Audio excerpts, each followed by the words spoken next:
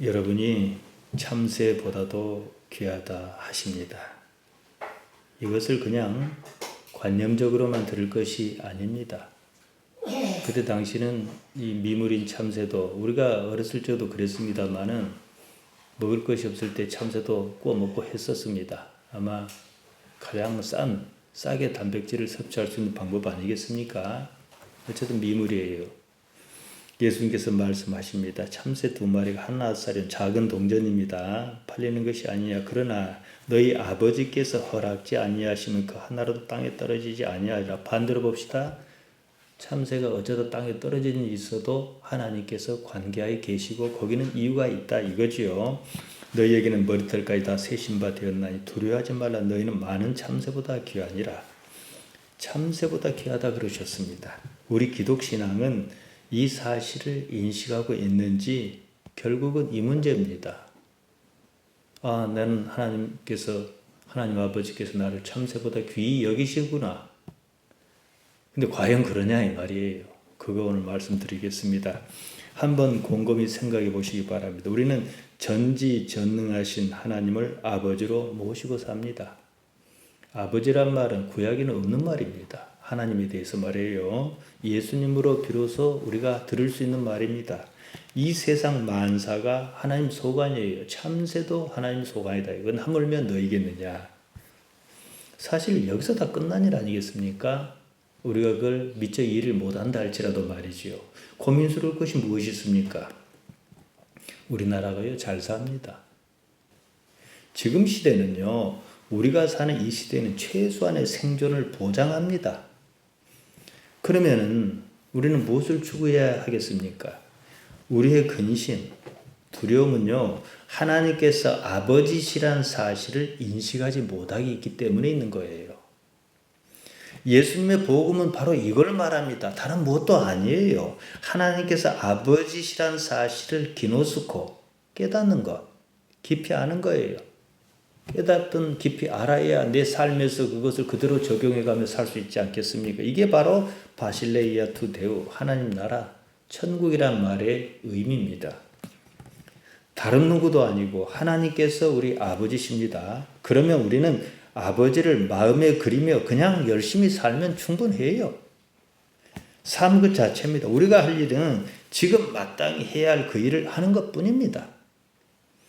삶이 불행한 것은요. 하나님을 제대로 알지 못해서입니다. 목사가 하는 말이 아니고요. 호세아가 한 말이에요. 호세아 6장 3절입니다. 그러므로 우리가 여호와를 알자. 힘써 여호와를 알자. 그의 나오심은 새벽빛같이 일정한 비와 같이 땅을 적시는 늦은 비와 같이 우리에게 임하시리라. 그러므로 힘써 여호와를 알자 그랬습니다. 알자란 말 2번 나왔습니다. 알자란 말은 원형이 야다입니다. 제가 자주 말씀드렸습니다. 그냥 단순히 아는 것을 말하지 않습니다. 신약성경에서 헬라 말 기노스과 같은 뜻입니다. 깨닫는 것 이상으로 깊이 아는 것을 말합니다. 인생이 뭐예요? 하나님을 깊이 아는 거예요. 깨달음은요. 깨달음이란 말을 쓰면 어떤 순간적인 느낌으로 다가오지 않습니까? 무엇을 안다. 그러면 시간을 두고 알아가는 것을 이런 느낌이 들지 않습니까? 하지만 야다 또는 기노스코는요. 시간을 두고 알되 정말 깊이 알아 다시는 변개치 않을 정도로 아는 것을 말합니다. 충분히 아는 것. 그만큼 깊이 아는 것을 말합니다. 그래서 이 2 단어 야다, 히브리 말로 야다, 헬라 말로 기노스코는요. 성관계로도 쓰였습니다. 마리아에게 천사 가브리엘이 수태고지를 알렸을 때에 나는 사내를 알지 못하니가 알다. 기노스코입니다. 또 창세기 4장 1절에서는 아담이 그 아내 하와 동침함에 이 야다입니다. 우리 신앙의 핵심은요. 하나님을 아는 것. 하나님 아버지를 알 만큼 충분히 아는 것이에요. 그래서 하나님과 관계 있는 삶을 추구합니다. 아버지를 아는 사람은 아버지께서 무엇을 원하는지 압니다. 아버지의 의도를 압니다. 때문에 거기에 맞는 삶을 삽니다. 성경이 말하는 복은 이겁니다. 사람의 아들 예수님을 보십시오. 아버지와 일체셨습니다. 무엇이 일체입니까? 몸이 일체입니까? 아니에요. 하나님께서는 몸이 없으십니다. 영으로만 계십니다. 예수님께서는 몸을 갖고 계셨습니다. 그러니까 물리적 일체라고 말할 수는 없어요. 무엇이 일체입니까? 생각이 일체예요. 생각이 같아요. 하나님께서는 영이시라 그러셨단 말이에요. 우리가 또한 하나님을 볼 방법이 없습니다. 다만 몸으로 사셨던 예수님을 통하여 하나님을 보듯 했고 그 감각, 그 지각 능력을 가지고 하나님을 보는 거예요. 눈으로 보는 거 아니지요. 눈으로 볼 수도 없습니다. 우리만 그런 생각한 거 아니에요. 빌립도 똑같이 요청했습니다. 요한복음 14장 8절입니다. 주여 아버지를 우리에게 보여주옵소서. 그리하면 족하겠나이다. 예수님께서 뭐라 답하신지 아십니까? 바로 다음 요한복음 14장 9절입니다. 빌립아, 내가 이렇게 오래 너희와 함께 있으되 내가 나를 알지 못하느냐? 나를 본 자는 아버지를 보았거늘 어찌하여 아버지를 보이라 하느냐? 자, 보십시다. 내가 너와 이렇게 오래 함께 있었으니, 네가 나와 오래 함께 있으면서 충분히 나를 알았으니 아버지를 본 것이다. 그럼 오늘날 어떻게 아버지를 보겠습니까? 예수님의 말씀으로 예수님과 생각을 일치시켜요. 그러면은 아버지를 눈이 아니라 의식세계가 인정한다는 거예요. 제가 자주 말씀드립니다. 우리가 왜 이 난립한고 예배를 합니까? 하나님 때문에 하는 일도 있고 못하는 일도 있어야 하는 어떤 기준이 우리에게 있지 않습니까? 이게 하나님을 인식하고 있다는 뜻이에요. 이런 것을 확장시키면은 내가 싫어한 것과 하나님이 원하신 것을 알아요. 그렇지만 나는 싫지만은 하나님께서 원하신다는 사실을 알 때 나는 나를 포기할 수 있어요. 어디서 와요? 하나님이 이미 깊이 알고 있다는 거예요. 예수님의 십자가 사건이 바로 그거예요. 예수님의 포지션, 위치는 딱 이겁니다. 이 때문에 우리는 예수님 믿는다 이런 말을 씁니다. 예수님을 믿는다, 뭐 부처님을 믿는다. 종교에서는 뭐 누구를 믿는다 하지 않습니까? 믿음이 대상이 한 말을 절대 가치로 삼며 살겠다 이 말입니다. 예수님을 믿는다면 우리는 예수님께서 말씀하신 대로 참새보다도 귀하다는 이 말씀을 삶의 절대 가치로 받아들여야 합니다. 내가 죽으면은 참새 20마리가 죽는 것 이상이에요. 이전의 삶의 근거는 무엇이었습니까? 나였습니다. 내 생각이었습니다. 이제 새로운 가치를 받아들였습니다. 자기를 부인하고 내 생각을 버리고 하나님의 생각을 받아들였습니다. 내 삶의 근거가 내가 아닌 아버지로 바뀌었습니다. 그러므로 산다. 이것이 예수님께서 주신 기쁜 소식, 복음입니다. 이 말씀에 앞서 예수님께서 이리 말씀하셨습니다. 마태복음 10장 28절입니다. 저는 29절에서 잘랐습니다만은 이유가 있습니다. 몸은 죽여도 영혼은 능히 죽이지 못하는 자를 두려워하지 말고 오직 몸과 영혼을 능히 지옥에 멸하시는 자를 두려워하라. 아버지께서 우리를 참새보다 귀하게 여기신다는 말씀에는 쉽게 동의를 합니다. 왜요? 손해볼 것이 없어요. 그런데 몸은 죽여도 영혼을 능히 죽이지 못하는 자를 두려워하라. 이 말씀에는요. 선뜻 마음이 다 가지는 않습니다. 아직은 몸을 놓을 생각이 없거든요. 하여 이 말씀을 어떻게 해요? 관념적으로 이해합니다. 영혼의 문제는 그때 가서 볼 일이다 이거지요. 지금 당장은 살고 봐야겠다. 무엇이 살아요? 몸이요. 자기란 것, 자기 관념을 버리지 못한 상태, 거의 대부분의 사람의 삶이 이렇습니다. 지금 보세요. 다투고 시기하고 싸우고 모든 것이 무엇으로 나요? 정욕으로 난다. 야고보가 하지 않았습니까? 그건 무슨 말입니까? 몸의 일이다 이 말이에요. 상황이 이렇다면 예수님을 믿는 것 아닙니다. 제가 자주 말씀드린 왜 교회에 나오는지 예수님께서 하신 말씀이 참인지 아닌지 따지려고 나오는 거예요. 근데 아무리 따지고 따져봐도 이건 아니에요. 그러면 그만둬야 하는 거예요. 그리고 따지고 따져봤더니 처처히 옳아요. 그럼 거기 맞춰 살아야 해요. 이것도 아니고 저것도 아닌 건 없습니다. 그런데 따져보지도 않아요. 그러면서 교회 다녀요. 그런 사람에게 교회는 뭐예요? 친목단체 이상도 이하도 아닙니다. 헌금이 아니지요. 회비 내는 거지요. 그러다 보니 말썽 일으킬 일만 생기는 거예요. 교회 나가는 것이 어쩐지 실증이 납니다. 그러면 뜨방이에요. 뜨방하다 말이 우리 사투리예요. 뜸하다가 이제 안 나와요. 이 핑계 저 핑계 됩니다. 그런데 핑계를 하도 될 것이 없으면 뭐예요? 교회 나가봤던들 뭐 변화도 없고 재미도 없다 그래요. 지금까지 무슨 재미가 있을까 싶어 교회 나왔던 거예요. 근데 이런 사고가 있으면 방법이 없는 거예요. 왜냐 관심이 없거든요. 그 사람의 재미는 육신적인 거예요. 교회 하루를 딱 나가면 뭐 100만 원의 소득이 어디서 떨어진다든지 이와 같은 뭐가 있어야 하는 거예요. 재미는요, 유무형의 이익입니다. 몸의 반응입니다. 교회에서 무슨 역할을 맡으면 재미가 있어요. 장로든 뭐든 말이에요. 주변에서 알아줍니다. 근데 요거만 빠지면 어떻게 해요? 예수님 핑계고 거의 대부분이 교회를 무슨 친목단체점으로 이해하고 있다는 거예요, 사실은요. 무슨 코이노이아가 어쩌고 합니다. 친교, 교제, 교통이란 뜻입니다. 다 헛소리입니다. 코이노이아 이전에 구원입니다. 예수님의 말씀을 이해하고 삶으로 받아들여야 구원이 있든지 말든지 그럽니다. 예수님의 말씀을 체화시킬 생각이 없어요. 사실은 교회 나올 리가 없는 겁니다. 그런 사람이 어찌 구원이 있다 하겠습니까? 교회보다는요, 라이온스 클럽이든지 로터리 클럽이든지 이런 데가 훨씬 낫습니다. 그런 데끼리 계좌는 아니거든요. 그러니까 교회 나와 죽치고 살면서 사고 칩니다. 지금 교회가 안고 있는 모든 문제는 이 문제입니다. 구원 가지고 안 싸웁니다. 그렇지 않습니까? 내가 하나님께 어떻게 은혜를 받을까? 이거 가지고 싸운 사람 봤어요? 코로나 사태가 심각합니다. 정부에서 예배를 중단하라고 강력하게 권고했습니다. 말이 권고지 사실은 경고입니다. 시당국에서 공문도 보냈습니다. 중성교회 예배를 중단하기는 현실적으로 어렵습니다. 교인들이 신앙이 그나마 어떻게 추스러 왔는데 떨어질까? 이게 첫째 문제고, 또 헌금 문제도 좀 있습니다. 어쨌지 추스른 교인 신앙, 염려 안 할 수는 없지요. 이런 상황에서 예배를 하는가 말아야 하는가? 깊이 고민해야 하는 거예요. 주일마다 고민합니다. 답은요, 예배가 무엇인지, 하나님을 어떻게 의지에 있어요. 해야 한다, 말아야 한다가 아니에요. 상황에 따라 할 수도 있고 안 할 수도 있는 거거든요. 핵심은 예배 금지가 아니에요. 코로나 확산 방지입니다. 코로나를 막자 이거지요. 그럼 코로나 확산은 어떻게 코로나를 막을 방법이 있으면서 하면 좋은 거예요. 그러니까 우리 교회는 작고 늘성늘성 안진됐다가 여유도 없습니다만은 중소형 교회 같은 경우는 여유가 있을 거잖아요. 딱 방호복을 다 사는 거예요. 다 둘러쓰고 해요. 그럴 수 있잖아요. 하려면은 소독 다 하고 마스크하고 방호복 입고. 그럼 문제는 뭐냐? 이런 것은 무슨 방법이 없다. 돈이 없어 방법을 샀다. 그러면 하는 수 없는 거예요. 그러면 이제 못 하는 거지요. 상황도 심각하고.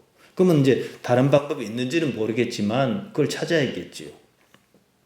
그러니까 예배를 해야 한다, 말해야 한다 이런 게 아니고요. 이런 상황을 어떤 사람들이 이용합니다. 코로나를 핑계로 정권이 마음에 안 들었는데 예배를 못하게 한다느니 이런 식으로 하죠.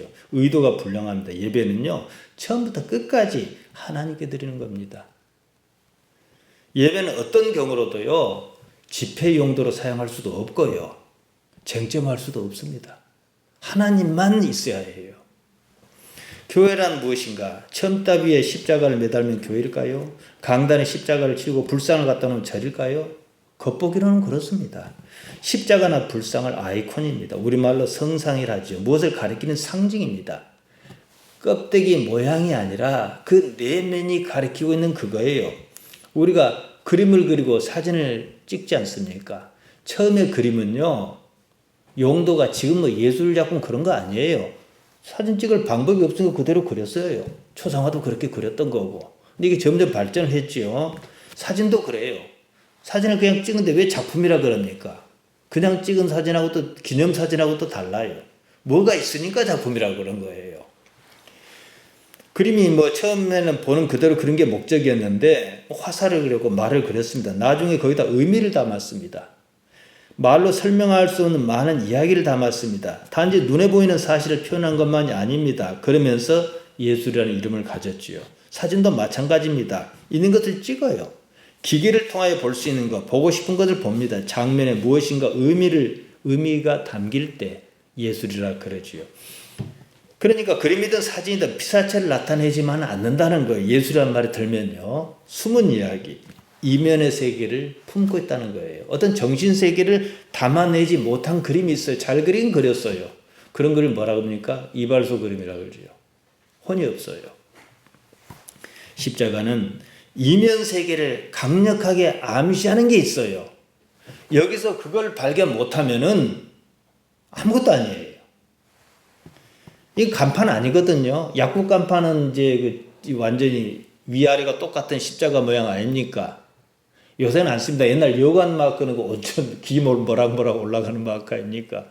교회는 요게 간파이다. 그거 아니에요. 그런 표시도 좀 있지만 말이에요. 내면의 세계는요, 눈으로 볼 수 없어요. 그러니까 설명 못하죠, 말로는요. 감으로 통합니다.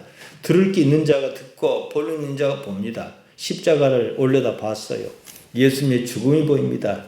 예수님의 처참한 희생의 모습이 보입니다. 실제로 피를 뚝뚝 흘린 것 같습니다. 그러면 우리 기독신앙 아닙니다. 천주교 신앙일 수는 있어요.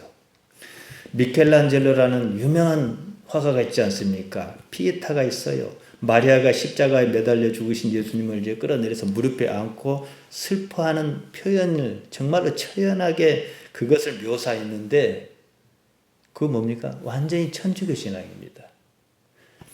천주교의 십자가는요, 그래서 우리 십자가와 좀 다릅니다. 어떻게 다릅니까? 여기에 예수님께서 달려서 이렇게 그 가시면류관 쓰고 늘어져 있는 모습이 그대로 있어요. 우리 십자가는 없어요. 왜 없겠습니까? 그게 다가 아니거든요.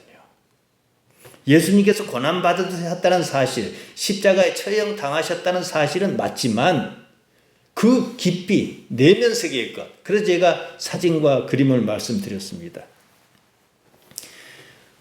십자가에서 처형당하신 예수님의 모습, 가시면류관을 쓰고 피를 흘리고 고통스러운 모습만 보인다면, 미켈란젤로가 그린 피에타 그 모습만 보인다면 희생, 대속 이런 의문밖에 없습니다. 그 이면에 보이는 안목을 아예 차단한다는 거예요. 십자가에 담긴 의미를 이해할 수 있습니다. 겉으로 나타나 보이는 게 전부가 아닙니다. 이면 세계가 있어. 이 이면 세계에 어떤 가치를 발견해야 해요. 그러지 못하면 교회는 거치는 돌의 역할밖에 없습니다. 성경책을 들고 다닌다고 그리스도인이라 할 수 없습니다. 이면의 그리스도인이 그리스도인입니다. 바울이 로마서 2장 29절에서 말했습니다. 오직 이면적 유대인 유대이며 할례는 마음에 할지니 신령에 있고 의문에 있지 아니한 것이라. 그 칭찬이 사람에게서가 아니고 다만 하나님에게서니라. 이면이란 말 크립토스입니다. 감추인, 덮인, 숨겨진 비밀의 이런 뜻입니다. 겉으로 드러나지 않는 것이 있다. 십자가에서 우리가 흔히 상상할 수 있는, 생각할 수 있는 사실적인 것 말고 그건 겉으로 드러난 거거든요. 그 이면에 무엇이 있다. 이 가치를 찾아야 한다는 것입니다. 우리는 십자가를 전합니다. 그럼 다 아는 말 같아요. 이 말은 상당히 관념적입니다. 예수님께서 우리 죄를 인하여 십자가에 달려 돌아가셨다고 합니다. 표면적으로는 맞는 말이지요. 알듯합니다. 그뿐이에요. 이런 식이다 보니 예수님의 십자가 사건을 구체화하지 못합니다.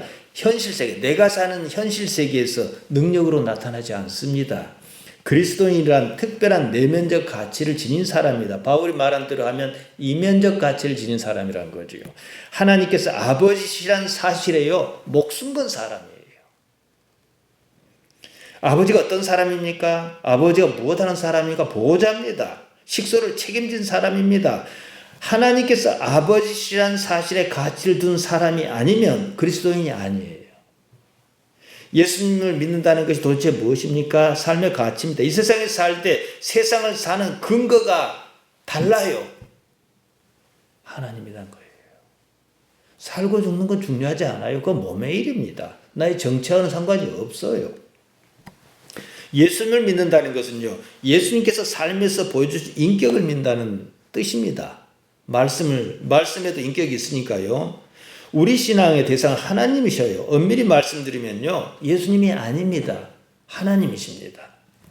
예수님께서는 인자로 오셨습니다. 우리가 하나님을 어떻게 여겨야 하는가, 아버지를 신뢰하는가, 이것을 가르치고 실제로 삶에서 보여주셨습니다. 그 과정에 십자가라는 얼토당토하는 사건이 있었다는 거예요. 교회는 초대교회 시절 잠깐을 빼고 언제나 가진 자가 독점했습니다. 교회를 차지한 사람이 신을 밀쳐내고 그 자리를 대신했습니다. 성전 독점주의입니다. 사실은요, 뭐 유대인도 그렇고 기독교인도 그렇고 다윗왕 하지만은 말려는 별로 재미가 없어요. 성전을 자기 아들에게 물려줬어요. 왜 성전을 독점시켰겠습니까? 그래야 다 가지거든요. 지금 시대도 마찬가지입니다. 힘 있는 사람이 신을 독점합니다. 좀 잘 나간다 싶으면 자기 뜻이 하나님 뜻이라고 합니다. 자기 뜻에 반대하고 이의를 제기하는 사람을 마귀라 합니다. 그때나 지금이나 별 차이 없어요. 어느 순간에 자기가 하나님 이상의 존재라는 착각에 빠져 있습니다. 전광훈 목사라는 사람이 하나님 까불면 나한테 죽어 이랬습니다. 많은 사람이 모인 자리에서 그런 망발이 가능했다는 것은 기독교가 여기서 끝났다 이거예요. 어느 한계를 넘어섰다 이 말입니다. 어느 학자가 말한 대로 지금 시대는 종교 개혁이 아니라 종교 혁명이 필요할 때입니다. 물론 자기 나름대로 어떤 좋다고 생각할 의도가 있었을 수 있어요. 그 말 표면만 갖고 제가 말씀드린 게 아닙니다. 그러나 그 내면의 세계 자체가 자기 자신을 그 수준으로 끌어올렸다는 뜻이에요. 스스로를 이슬람 국가라 칭하며 살인과 폭력을 일삼는 무리가 있지 않습니까? 그들은 자신의 저지른 만행을 거룩한 전쟁, 성전이라 그럽니다. 나는 있고 너는 없어요. 나에게 반대하는 너는 다 마귀입니다. 마귀는 불태워 죽여야 해요. 이런 식입니다. 우리는 옆에서 볼 때 그것이 옳지 않다는 거 알지 않습니까? 그런데 그것이 옳지 않다고 하는 어떤 사람들은 똑같은 짓을 하고 있는 거예요. 한 걸음 물러선 우리는 그들의 행위가 야만적이랍니다. 종교가 뭐냐, 뭐 그러냐 그럽니다. 그러면 우리는 그들과 어떻게 얼마나 다른지 고민하지 않는다는 거예요. 모든 전쟁 가운데 가장 비열하고 가장 잔인한 전쟁이 종교 전쟁이란 사실입니다. 이해관계가 모든 가치보다 우위에 있습니다. 우리는 이 세상을 평가하고 판단합니다. 하나님께서 어떻게 섭리하시는지에 대하여 깊은 이해를 가지려 하지 않습니다. 때문에 자신의 판단에 따라 자신이 속한 세상을 평가하고 자신의 삶의 방식을 결정합니다. 예수님께서는 하나님의 통치, 즉 하나님의 나라를 인정하는 삶을 사셨습니다. 아버지로 정말로 모시고 살았습니다. 당신 자신이 속한 삶의 환경을 평가하지 않으셨습니다. 아버지께서 계시니까 나는 놓아도 되는 거예요. 집안에서 이제 식솔이 생기고 가장으로서 위치가 생기지 않습니까? 그러면요, 어깨가 참 무겁습니다. 왜 무겁냐? 최종적 책임을 내가 져야 하니까요. 이제 우리 집사님들은 좀 거기서 좀 벗어나서 좀 행복하시겠습니다만, 저는 아직도 여전히 지고 있습니다. 사실 벗어났단 말도 안 맞지요. 심리적으로는 지고 있거든요. 아무튼요, 아버지께서 집안을 이끌고 계신다는 하나님 아버지께서 나의 삶과 이 세상을 이끌고 지키고 계신다는 사실이 여기에 확 박혀 있다고 한번 그래 봅시다. 뭐가 문제입니까? 그 아버지가 술이나 먹고 행패나 부르는 그런 아버지 아니잖아요. 내가 미처 다 알지도 못한 사실까지도 미리 알고 위험해서 건져내시고 막아주시는, 적어도 이런 아버지의 모습을 쉽게 상상할 수 있지 않겠습니까? 그러니까 이는 뭐냐? 정말로 하나님께 아버지인 사실 내가 못 믿겠다 이 뜻이에요. 그걸 인정하면 내가 왜 위험냐입니까? 만약에 그걸 인정한다면 우리 아이들이 그랬더니 내일만 열심히 하면 돼요. 부모가 뭐라고 합니까? 일은 내가 해서 돈 벌 텐데 너는 공부만 열심히 하라 그러잖아요. 자기 할 일만 열심히 하면 그만이에요. 이거 어떤 결과를 내냐 안 내냐는 두 번째 문제예요. 모든 염려가 왜 생깁니까? 아버지의 부재입니다. 하나님 아버지가 안 계시기 때문에 계시는데도 불구하고 내가 그걸 감잡지 못하기 때문에, 느끼지 못하기 때문에, 현실화시키지 못하기 때문에, 하나님의 나라가 아니기 때문에 걱정스러운 거예요. 하나님께서 아버지시라면 아버지시단 말이에요. 예수가 어떻게 보여주셨습니까? 삶을 놓아버려도 아무런 문제가 없다. 이게 십자가입니다. 아버지 몰래 십자가 생기지 않지 않습니까? 대제사장 가야바와 그의 장인 안나스가 하나님 몰래 살짝 군병을 보냈겠습니까? 십자가가 옳다는 게 아니에요. 이 문제예요. 십자가가 문제가 아니에요. 하나님 문제입니다. 아버지 문제입니다. 그러니까 하나님을 믿는 자신을 놓아버림으로 나타날 수밖에 없습니다. 믿으니까 삶을 놓을 수도 있는 거예요. 예수를 믿는 것, 방법을 단 한마디로 요약하라면 날마다 자기를 부인하는 겁니다. 마가복음 8장 34절입니다. 무리와 제자를 불러 이르시되 아무든지 나를 따라오려거든 자기를 부인하고 자기 십자가를 지고 나를 좇을 것이니라. 십자가조차도 자기 부인이 있어야 질 수 있습니다. 그러니까 이거는 자기 부인의 문제예요. 자기를 부인한다는 것은 도무지 자기를 인정하지 않는다는 뜻입니다. 자기는요, 자기가 이제 뭐냐 이걸 말씀드릴 건데요. 삶에서 만들어진 거예요. 사실상 우리가 자기라고 생각하는 그것은요, 가상의 존재입니다. 현존하는 현존재를 말하지 않습니다. 지금이 없으면 없는 거예요. 예를 들자면 지금 우리가 무슨 판단을 한다고 합시다. 무엇으로 그렇게 무슨 근거로 그렇게 판단할까요? 지금의 자기가 아닙니다, 여러분. 꽃이 있어요. 이걸 예쁘다 하지만 다 똑같은 강도로 예쁘다 안 해요. 어떤 사람은 어떤 꽃을 좋아하고 어떤 꽃을 좋아하고 해요. 이거 지금 보고 판단합니까? 아니에요. 과거의 어떤 경험이 내가 알 수 없는 여러 가지 형태로 얽혀져서 그게 판단을 근거를 주는 거예요. 한마디로 지금까지 있어왔던 현재 완료의 자기, 과거의 자기라는 거예요. 우리가 자기라고 생각하는 건 말이에요. 음식에 대한 맛으로 설명하면 쉽게 다가올 수 있습니다. 저는 돼지고기를 별로 좋아하지 않아요. 돈 주고 삼겹살을 사 먹는 경우는 없습니다. 이제 식구들이 좋아하니까 이제 사는 순에서도 저는 안 먹어요. 고기도 먹어본 사람 먹는다 안 합니까? 맛을 알아야 먹는 게 아니고 그 맛을 안다는 게 뭐예요? 과거죠. 그게 지금을 결정해버린다는 거예요. 그러니까 진짜 맛있는 부분이 있을 거란 말이에요. 그러니까 뭐라 그래? 한번 먹어봐라. 내 말 한번 더 먹어봐. 그래서 또 뭐가 맛있네 하는 수도 있어요. 근데 그 관념만 갖고 있으면은 안 먹죠. 보통 그렇게 산다는 겁니다. 지금이 없는 거죠. 삶이란 현존의 상태입니다. 지금 있다는 사실을 자각할 수 있는 상태예요. 우리 집사님들은 세상을 많이 사셨지 않습니까? 얼마나 지금에 살아요?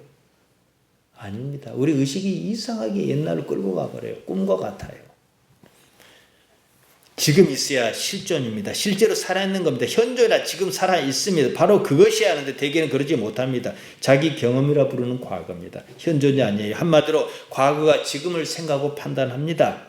삶에 항상 남한테 속이기만 하고 손해만 보고 그런 사람이 삶을 좋게 생각하겠습니까? 지금부터는 아닐 수도 있는 거거든요. 그런데 그걸 절대가치, 이건 참고사항인 건 맞아요. 그런데 이걸 절대가치로 생각하는 거예요. 저렇게 생긴 놈은 다 사기꾼이야. 뭐 이런 식으로 생각한다든지. 삶은요, 언제나 현재일입니다. 삶이 현재가 없는 거예요. 없으면 죽은 것입니다. 죽은 삶을 삽니다. 그래서 살아도 죽은 거예요. 되게 이제 치매에 걸렸거나 이런 경우에 환자를 보게 되면 뭡니까? 과거에 엄청 매여 있어요. 그 과거에 서운한 게 있으면은 그걸 계속 한 말을 또 하고 한 말을 또 하고 그래. 과거가 괴롭혀요. 안 하고 싶은데 자꾸 입이 근질근질해요. 제가 얼마 전에 요양원에 있는 혼자 사는 우리 이모, 대구에 있는 이모, 어미 동생인데 이제 얼굴 한번 보러 갔습니다. 이제 침입기도 좀 있다가 없다가 하기도 하고 좀 그래요. 그랬더니 저는 이미 잊어버린 옛날에 내한테 미안한 게 있다. 이런 뭐 지은 적이 사실 제가 볼 때 미안한 것도 아니에요. 그때 이모가 좀 저를 돌봐주지 않았다 이건데 그것도 아니에요. 근데 이제 당신은 계속 그것만 그래가지고 현재 눈물이 뚝뚝뚝 나는 거예요. 그 뭡니까? 지금은 아니거든요. 우리 신앙은요. 죽어도 사는 겁니다. 자, 제가 지금 요한복음 11장 25, 26절 말씀 읽어드릴 겁니다. 예수님께서 말씀하신 거예요. 이 말씀을 여러분이 어떻게 이해하고 있는지 현실적으로 한번 들어보세요. 예수께서 가라사대 나는 부활이요 생명이 나를 믿는 자는 죽어도 살겠고 무릇 살아서 믿는 자는 영원히 죽지 않은 이것을 내가 믿느냐? 죽어도 산다 그러면 죽음이 두렵지 않아야 하지 않습니까? 그렇지 않겠습니까? 죽는 것은 나의 몸입니다. 내가 아니에요. 몸과 함께 죽는 것이 있어요. 뭐가 죽겠습니까? 과거가 죽습니다. 삶이라고 부르는 그겁니다. 몸과 함께 모든 과거는 사라집니다. 현재는 언제나 현재입니다. 실제로 저는 안 느껴봐서 모르겠습니다만은 티베트에는 사자에서라는 유명한 종교적 서적이 있습니다. 근데 사람이 딱 죽으면요 처음 얼마 가는 자기가 죽은 줄을 모른대요. 근데 그게 실제 그런지 안 그런지는 제가 죽어봐야 알겠습니다만은 이해는 갑니다. 왜냐? 내가 죽은지 모른다는 건 내가 안 죽었다는 뜻이잖아요. 내가 죽으면 내가 없어져 버려야 하잖아요. 여러분 어느 편을 선택하겠습니까? 심각하게 생각하셔야 해요. 현재는 언제나 현재입니다. 영원히. 영원히 죽지 않은 것은 현존한 납니다. 어째서 지금 여기 살아야 하는지 이거지요. 흔히들 생각하는 자기는 지금까지의 자기입니다. 그래서 제가 현재 완료형이라서 완료는 끝났다 이 말이에요. 지금 바로 직전에 끝났다 이거거든요. 과거의 자기입니다. 지금의 자기는 아니에요. 죽은 자기입니다. 죽을 자기지요. 죽은 자기나 죽을 자기나 같습니다. 자기를 부정하는 것은 죽은 자기를 부정하는 거예요. 그로써 오롯이 현존하는 자기, 이미 살아있는 자기를 새롭게 인식하는 겁니다. 그러므로 자기를 부인하는 행위보다 지금 여기 있는 것이 훨씬 쉽습니다. 그래서 제가 그 말을 하는 거예요. 그건 관념으로 생각이 쉽기 때문이죠. 있었던 과거를 없었던 것으로 하기는 사실 어렵거든요. 이건 아주 훈련이 필요합니다. 지금 여기를 무한대로 확장하는 편이 훨씬 쉽다는 거예요. 자기를 부인하는 것이나 지금 여기를 확장하는 것이나 결과는 같습니다. 판단을 예로 들어보겠습니다. 판단의 근거가 뭡니까? 경험한 그거예요. 경험한 것이 없으면, 즉 과거가 없으면 판단하지 않습니다. 근데 판단은 나쁘다고 그랬어요. 예수님께서요. 판단하지 말라고 그랬어요. 비판이나 판단이나 심판이나 다 같은 말입니다. 크리노입니다. 지금의 나, 실제 존재인 내가 판단하는 것이 아니란 것이죠. 나의 과거, 죽은 나, 몸이 나가 판단합니다. 판단한 행위 시점은요, 지금 여기요. 그러니까 과거가 지금 여기를 이러고 저러고 결정해버리는 거예요. 죽은 자가 산 자를 심판합니다. 크리노합니다. 결정합니다. 우리가 자기라고 여기는 바로 그것은 지금의 나, 과거의 나입니다. 지금까지의 나, 과거의 나지요. 판단은 언제나 편견에 휩싸였습니다. 좋고 그름으로 이미 나뉘어 있어 그 잣대로 판단합니다. 좋고 그림이 싫으면 어디서 나옵니까? 이익, 몸의 이익의 문제지요. 어떤 대상에 대해서 좋은 경험이 있으면 그 대상은 좋다, 선한 것을 생각하고 나쁜 것이 있으면 나쁘다 판단합니다. 실제로 좋고 나쁜 것은요 그리 중요하지 않습니다. 좋고 나쁜 것은 바로 그 사실 자체가 결정해야 합니다. 그런데 그러지 않습니다. 그만큼 자기라는 것은 현재 실제 삶에 영향을 끼칩니다. 그것은 본질적인 존재가 아니라 감정의 형태로 남은 과거입니다. 지금은 그런 말 안 씁니다만 옛날에 그런 말 쓰지 않습니까? 마누라가 좋으면 처갓집 말뚝 보고도 잘한다 그럽니다. 감정이 현재 절을 할지 말지 결정한다는 거예요. 마누라하고 좋은 경험이 있으면은 내가 절을 할 것인지 말 것인지 지금 결정한다 이거지요. 삶의 상황이 감정을 만들어냅니다. 거기에 휘둘린 자기는 본래 가지고 있던 자존성이 없어집니다. 여기서부터 삶이 이제 꼬이기 시작해요. 그러니까 과거가 나쁜 의미로 말해요. 과거가 복잡한 사람이 복잡한 판단을 해요. 그게 하마리테합니다. 화살 같은 것이 관역을 잘못 맞췄다 그거예요. 그래서 인생을 자꾸만 헛다리 짚으며 사는 거예요. 그러한 자기는 반드시 부인해야만 하는 자기입니다. 본래 자기가 아닌 것이에요. 자, 지난 자기에 매여 사는 것보다 어찌 보면요. 그래서 잘못 사는 것보다는 지난 자기는 난 없었던 걸로 치자가 현실적으로는 더 현실 가능성이 많습니다. 그래서 그렇게 사는 게 말이에요. 본래 자기가 아닌 것을 인정하면 인정할수록 하나님께서 살아계신다는 사실을 알아차리기가 어렵다는 거예요. 왜냐? 기계적으로 생각하거든요. 알아차린 주체가 이미 거짓입니다. 하나님께서는요, 참 사실과 관계를 맺으십니다. 진짜 자기는 존재 그 자체에 있는 자기, 현존재입니다. 십자가란 삶의 상황에서 한 사건입니다. 십자가를 진다는 말은 지금 자신이 처해 있는 삶의 상황을 받아들인다 이 말입니다. 과거로부터 만들어진 자는요, 십자가를 싫어해요. 그 자기가 가장 최고의 높은 가치로 생각한 게 무엇이겠습니까? 생존입니다. 이것을 조금 다르게 변형시켜 말씀드리면 무엇이겠습니까? 이익입니다. 그래서 십자가를 지지 않으려 해요. 손해니까요. 생존을 위배합니다. 과거로부터 만들어진 싫다는 감정이 곧 그것은 옳지 않다 이런 판단을 내립니다. 지금의 자기, 올바른 자아도 사실 십자가 자체를 싫어하기는 마찬가지예요. 예수님께서도 겟세마네 동산에서 막 그렇게 깊이 기도하시지 않았습니까? 왜냐? 싫은 거니까요. 고통스러우니까요. 하지만 다른 면이 있어요. 이것이 누구 속 안에 있느냐 이거예요. 이 일이.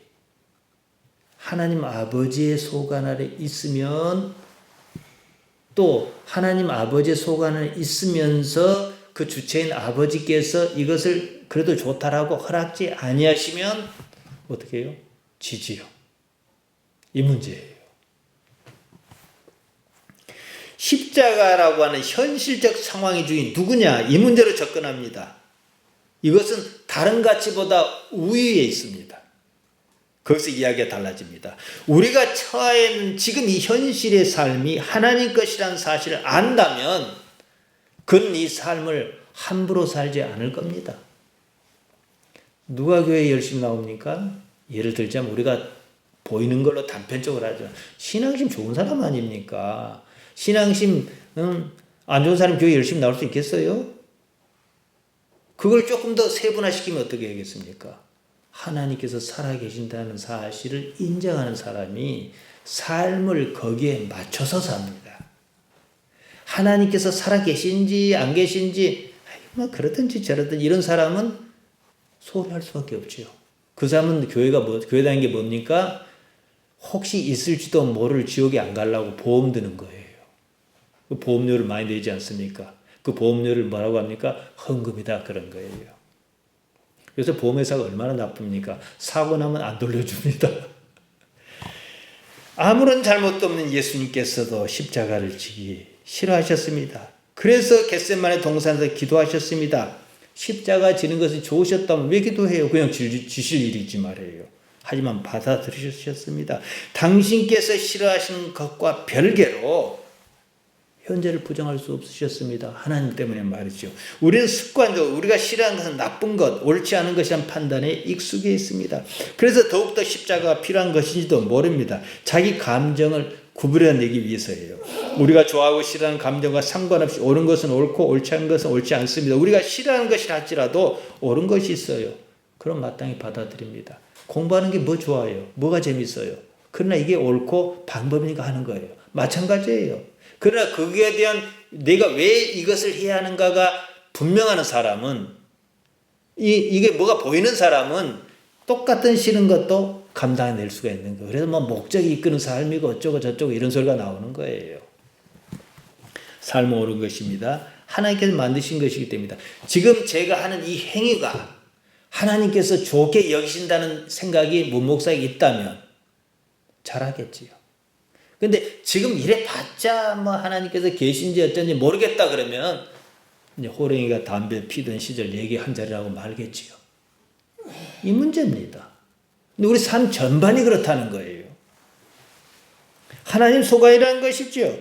그건 우리가 좋아하고 싫어하고 이것과는 별개 문제예요.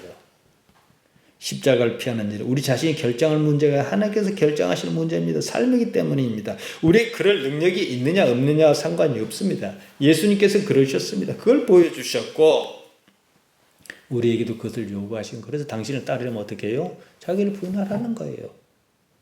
만들어진 자기, 경험의 자기. 쉽게 말씀드려 그냥 생각이에요. 이건 내 생각이고 이러면 쉬워요. 그리고 그것에 대한 판단을 잠시 미뤄두고 지금 여기에 집중하는 거예요. 하나님께서 만드신 세상을 믿는 것이 하나님을 믿는 겁니다, 여러분. 하나님을 믿는다면 하나님께서 만드신 세상을 믿어요. 우리는 세상을 이해를 못해요. 왜 이런 코로나가 오고 역병이 오고 이런가? 이해 못해요. 좋아하지도 않습니다. 무섭습니다. 싫습니다. 이해를 못하겠어요. 그래도 하나님 소관 안에 있다는 사실을 인지하면 받아들이고 이겨내야겠지요. 어느 것이 낫겠습니까? 이 세상은 하나님의 세상이에요. 우리가 이해 못할 뿐이에요. 우리가 다 이해했다면 우리가 바로 그 옆에 있겠지요. 우리 신앙은 처음부터 이것을 전제합니다. 이때 우리는 지금 단지 옳다, 아니라만 할 수 있어요. 거기서 벗어난 건 악이다. 마태복음 5장 37절에서 말씀하셨습니다. 판단은 과거로부터 묵은 감정에 의한 겁니다. 과거가 지금 판단합니다. 옳지 않아요. 악하지 않고선 그럴 수 없어요. 예수님께서 아무런 잘못이 없다는 사실 다 알고 있었어요. 근데 죽어야 우리 민족이 살겠다. 어디서 와요? 그게 항상 이익이었거든요. 과거로부터. 이래야 과거를 지금 살긴 여기 사는데 요걸 참조해갖고 요건 요럴 것이다. 그러니까 죽어라 이 말이에요. 이게 가야바가 한 말입니다. 예수님에 대해서. 예수님 죄 없다는 거 가야바도 알고요. 재판장 빌라도 다 아는 사실이에요. 그냥 그렇게 해야 빌라도도 저들의 요구들을 넘겨줘야 내가 로마 당국으로부터 어떤 그 이상한 소리를 안 들을 것이다. 무엇이 판단해요? 과거가 한 거잖아. 그렇게 살아왔으니까. 왜 바늘도둑이 소독된다 그런지 아십니까? 계속 그것이 이익이었거든요. 근데 바늘도둑 한 번에 딱 감옥에 한번 갇힌 경험이 늘씬 있어 보세요. 그렇게 하는가? 모든 이단은요. 이 구조예요. 뭐가 있었어요. 사람이 뭐예요. 그럼 갈 때까지 간 거예요. 아니라 할 수도 없어요. 아닐 때는 난 정말로 그런 줄 알았어요. 그런데 어느 순간에 아니면 아니라 할 수 있어야 하는데 이거에 과거라고 하는 어마어마한 것에 매여 있기 때문에 못하는 거예요. 되게 판단이 이렇습니다. 예수님께서 십자가를 지셨습니다. 십자가는 로마가 이방인을 처형하는 사형시키는 잔인한 형틀입니다. 사람을 거기다 못 박은 후 죽을 때까지 세워뒀습니다. 최대한의 신체적 고통, 최대한의 정신적 박탈감, 최대한의 수치를 주었습니다. 십자가는 세상의 가장 악한 삶의 상황입니다. 예수님의 십자가 사건은 그럼에도 불구하고 여전히 세상의 주인이 아버지시다. 아버지 소관 안에 있다. 이거예요. 사람의 아들 그분께서는 그래서 십자가에 달려서 운명하시기 직전에 이 상황을 이해를 못하겠는 거예요. 그래서 엘리엘리 라마 사박대 아버지 어째 나를 버리셨나니까 그런 거예요. 내가 여기까지 왔으면은 무슨 신호가 있어야 할 건데 없는 거예요. 그래서 돌아가셨어요.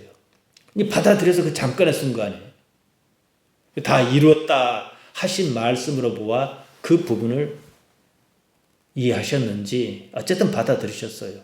그리고 어쨌어요? 예수님께서 사흘 만에 무덤 뚜껑 열고 나오셨습니까? 하나님께 살리셨죠. 죽어도 괜찮다 이 말이에요. 그러니까 중요한 것은 사냐 죽느냐 무엇이 이익이냐 아니냐 이것이 내 생존에 도움을 주느냐 안 주느냐가 중요한 게 아니라 이 상황의 주인이 하나님이시냐 아니라는 사실을 내가 어떻게 인식하느냐 이게 더 중요하다는 사실이에요. 쉽지요 그러면. 쉽지요.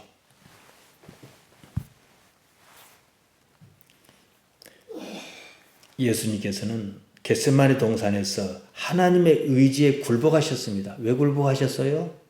하나님을 현실적인 존재로 인식했기 때문입니다. 누구는 굴복 안 해요. 이런 일이 왜 내게 하나님께 이건 마귀가 준 거야. 이렇게 버립니다. 왜냐 하나님을 현실적 존재로 모르니까요. 삶의 모든 악한 상황에서도요. 아버지께서는 언제나 오르시다. 나의 이해를 초월해서 아버지께서는 언제나 오르시다는 독특한 정의를 갖고 있습니다. 이것이 기독교의 가치입니다. 예수님께 십자가에 달리셨습니다. 의연한 모습을 보이기는커녕 나약한 한 인간의 모습이셨습니다. 우리가 생각하는 그런 하나님의 아들로서 멋진 모습이 아니었습니다. 정신적, 육체적 고통으로 부르짖었습니다. 완전히 버림받은 모습이었습니다. 자신이 처한 삶의 형편, 정신적 소외감, 육신적 연약함, 아버지께서 주관하고 계신다는 사실을 별개라는 겁니다. 그럼에도 불구하고 아버지께서 여전히 이 상황을 관계하고 계신다는 사실을 인식하셨기 때문에 아버지께 맡길 수가 있었던 거예요. 불교든 기독교든요. 삶과 죽음의 문제에 대해서 중요하게 여기지 않습니다. 그것은 맞습니다. 죽음을 넘어서야 종교니까요. 불교는요. 저승, 열반을 목표로 한다면 기독교는요. 열반, 저승, 극락을 목표로 하지 않습니다. 이승과 저승의 경계를 허물어 버립니다. 이걸 이해하실 수 있어야 해요. 기독교 목표는 저승이 아니에요. 언제나 지금 이 현실 세계입니다. 이 세계에 살면서 아버지께서 돌보고 계신다는 사실을 어떻게 받아들일 것이냐. 이 개념입니다. 이게 하나님의 나라입니다. 예수님께서 십자가에 달려 돌아가셔서 그러나 사흘 만에 다시 살아나시지 않습니까? 사람에게는 삶만 있고 죽음이 없다는 사실. 왜 우리가 부활신앙 합니까? 다시 살아날 것 같으면요. 죽는 게 중요하지 않아요. 그게 의미가 없어요. 그러니까 항상 사는 삶을 살아라는 거예요. 그러니까 하나님과 어떤 관계냐 이것을 생각하라는 겁니다. 삶을 두려워할 이유가 없습니다. 어떤 가치로 가지고 살 것인가 그것만 염두에 두면 그만입니다. 아버지의 존재를 인정한다면 예수님께서 그러셨듯이 삶을 내려놓아야 합니다. 그래도 산다는 사실을 나날의 삶으로 확증해야 합니다. 아버지께서 돌보고 계신다는 사실을 경험하려면 현존을 자각하면 쉽습니다. 현존은 존재 그 자체입니다. 지금 살아있는 존재를 말합니다. 그래서 제가 지금 여기를 의식해야 하는 거예요. 지금 여기 있으라 똑같은 말입니다. 하나님께는요 과거가 없습니다. 미래도 없습니다. 오직 존재의 순간만 있습니다. 그런 상태가 영원하다 이 말이에요. 베드로가 베드로후서 3장 8절에서 천년이 같고 하루가 천년 같다 이렇게 말했으면 하나님께 그렇다는 것이죠. 하루든 천년이든 하나님께 의미가 없다 이 말이에요. 그럼 뭐가 있어요? 뭐가 의미가 있어요? 지금 여기만 의미가 있다는 거예요. 마치겠습니다. 하나님께 그러하시듯 우리가 지금 여기 온전히 있다면 지금 여기를 온전히 의식한다면 그때 뭐가 나타납니까? 안 하던 걸 하려면 조금 피곤하긴 해요. 하지만요 그러면 현존의 상태를 실감하기 시작합니다. 그것이 우리 삶의 모든 것이어야 합니다. 그것을 알아차리다 보면 우리가 변해갑니다. 아버지께서 돌보고 계신다는 사실이 조금씩 감잡기 시작합니다. 비로소 살아있다는 말이 무슨 뜻인지 실감합니다. 이제 증거가 나타나기 시작해요. 결정적 증거가 염려가 사라집니다. 염려가 사라질 때 그 판단이 그나마 올바르게 할 수 있는 겁니다. 언제나 삶의 형편이 어떠하든지 간에 살아있어야 합니다. 아버지께서 살아계신다는 사실을 부정 못하겠거든 언제나 지금 여기 살아있는 여러분으로 사시기를 바랍니다.